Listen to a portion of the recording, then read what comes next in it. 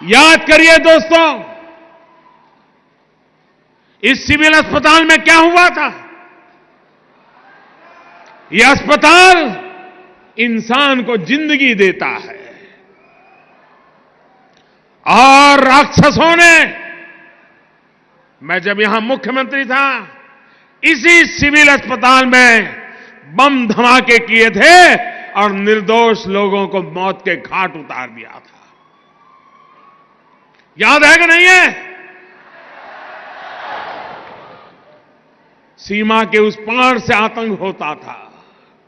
क्या उस समय दिल्ली में बैठे हुए लोगों का दायित्व नहीं था कि हिसाब चुकता करे?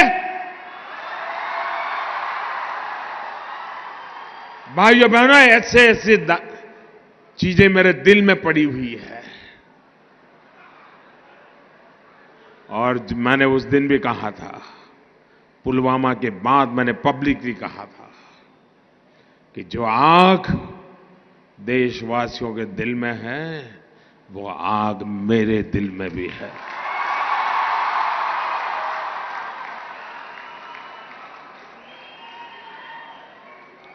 अगर उस समय सरकार में दम होता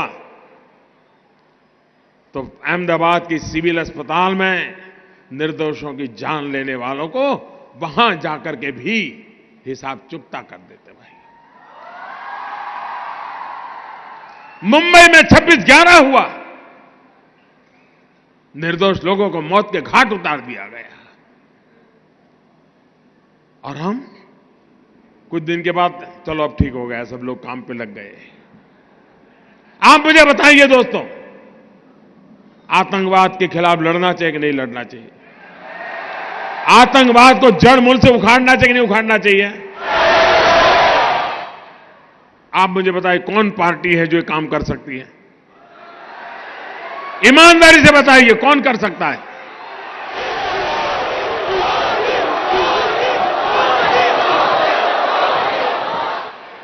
हम एक तरफ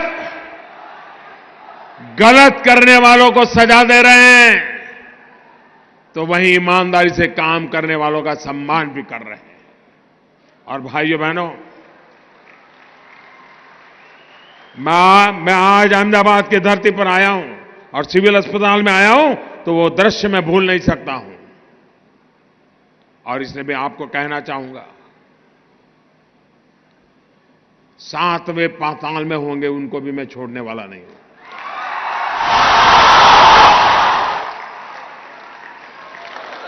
और देश का दुर्भाग्य देखिए, कुछ लोगों को तो पता नहीं क्या हो गया है। आज पाकिस्तान के अखबार की हेडलाइन देख लीजिए, भारत के नेताओं जो बयानबाजी करते हैं वो पाकिस्तान के न्यूज पेपर की हेडलाइन बन जाती है।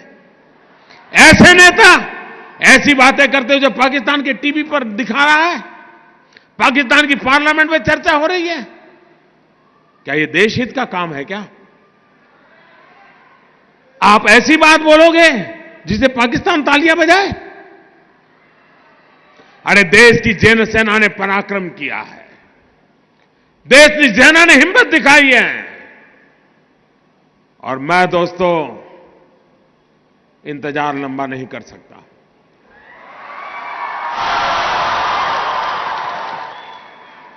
चुन चुन करके हिसाब लेना, ये मेरी फितरत है।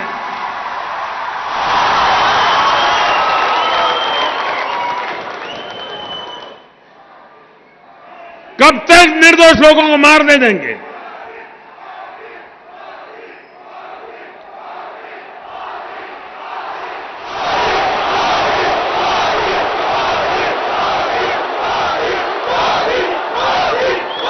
आप दोस्तों बताइए मुझे, आपको हमारे देश की सेना पर भरोसा है? उनकी बातों पर भरोसा है? वो जो कहते हैं उस पर आप विश्वास करते हैं? सेना जो कहे उस पर मुझे विश्वास करना चाहिए? सेना जो कहे उसको मुझे मानना चाहिए? लेकिन कुछ लोग हैं जिनको सेना की बात भी पसंद नहीं थी, अरे मोदी की बात मत मानो भाई, मैं नहीं कहता हूं मेरी बात मानो, कम से कम सेना पर तो अविश्वास मत करो। उनके पराक्रम पर तो दाग मत लगाओ। वो जान की बाजी लगा करके खेलता है, वो देश के लिए मर मिटने के लिए निकलता है और सफल होकर के आता है तो आपकी नींद हराम हो जा रही है। और मान लीजिए ये हमारे सेना के लोग गए थे और मान लीजिए वहां कुछ हमारी योजना के हिसाब से ना हुआ होता और कुछ उल्टा हो गया होता तो ये लोग क्या करते? क्या करते मुझे बताइए? किसका इस्तीफा मांगते हैं? किसका इस्तीफा मांगते हैं? क्यों भाई? मतलब राजनीति आप कर रहे हो, अब सफल हो गए तो चिल्ला रहे हैं कि मोदी ने तो आर्मी का नाम ही नहीं देना चाहिए, जय जवान जय किसान भी नहीं बोलना चाहिए। क्या देश की सेना के जवानों का गौरव करना चाहिए कि नहीं करना चाहिए? उनका सम्मान करना चाहिए कि नहीं करना चाहिए? लेकिन इनके पेट में दर्द हो रहा है।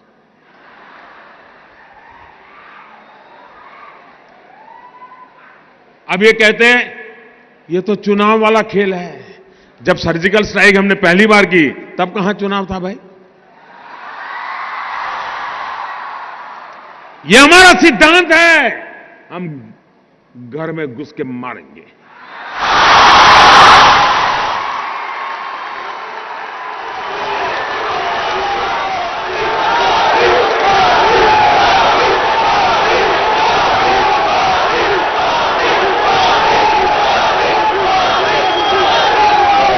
कोई देश ऐसी असहाय अवस्था में नहीं रह सकता है।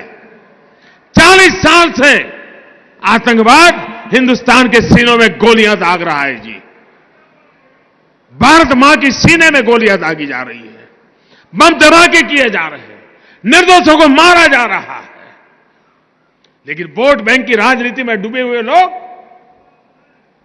कदम उठाने से डरते हैं। मुझे सत्ता की कुर्सी की परवाह नहीं है, मुझे चिंता मेरे देश की है। मुझे चिंता मेरे देश की है, मेरे देश के लोगों की सुरक्षा की है। और इसलिए मेहरबानी करके ऐसे मसलों पर राजनीति मत करो। अरे मोदी कहता है कि मैंने इतने घर बनाए, उस पर विवाद करो ना। मोदी झूठ बोल रहा है, सच बोल रहा है, सही कह रहा है, नहीं करो ना विवाद। नहीं कर रहे, सेना को लेकर के करते हैं विवाद। मैं कहता हूं मेट्रो रेल लाया, आपको कहना होगा कि चलो नहीं लाया, मोदी झूठ बोल रहा है। करो विवाद, कौन मना करता है भाई? मैं कहता हूं मेडी सिटी बनाया, आप बोलो मोदी झूठ बोल रहा है, मेडी सिटी नहीं बनाए।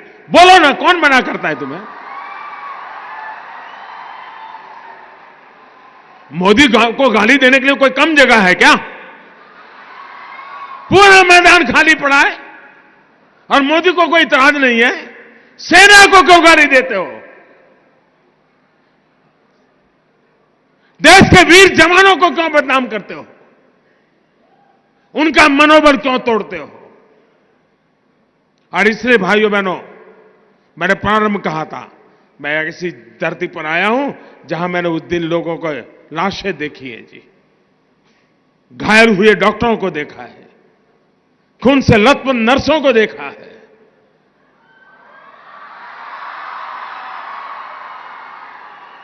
इसलिए मैंने कहा था मैं यहां आया हूं, खुल करके बोलूंगा।